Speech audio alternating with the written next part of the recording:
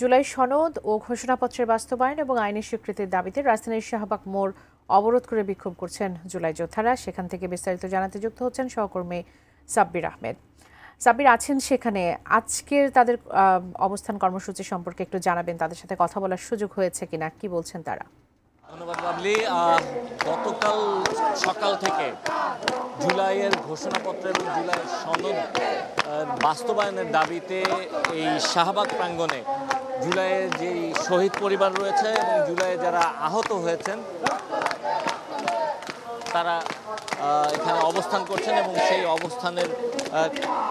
অবস্থান করে তারা তাদের এই যে দুটি দাবি রয়েছে এই দাবির বাস্তবায়ন চাচ্ছেন। পাশাপাশি রাষ্ট্রীয়ভাবে যে যোদ্ধারা এখানে আহত হয়েছেন তারা তাদের স্বীকৃতি চাচ্ছেন, কারণ তারা বলছেন যে যদি রাষ্ট্রীয়ভাবে আসলে তাদেরকে স্বীকৃতি দেওয়া না হয় তাহলে হয়তোবা এমন ঘটনাও ঘটতে পারে যে যে কোনো সময় তারা যে দেশের জন্য আসলে জীবন দিয়েছেন বা তারা যে দেশের জন্য আহত হয়েছেন সেটিকেও অনেকেই অস্বীকার করতে পারেন এবং এ কারণে পরবর্তীতে তারা দেখা যাবে মামলা বা নানাভাবে হয়রানির শিকার হতে পারেন।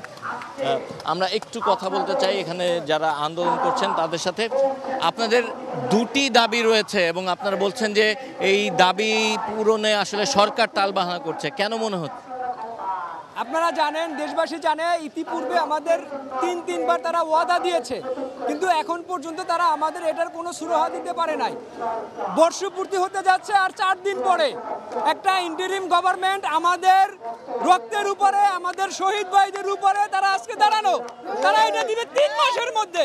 কেন আজকে বার্থডে পালন হবে তারপরে আমাদের ঘোষণাপত্র জুলাই সনদ আসছে না?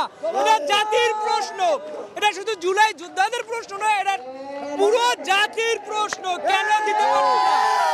কি এমন অদৃশ্য শক্তি কাজ করছে এই জুলাই সনদ, জুলাই ঘোষণাপত্র না দেওয়ার পিছনে?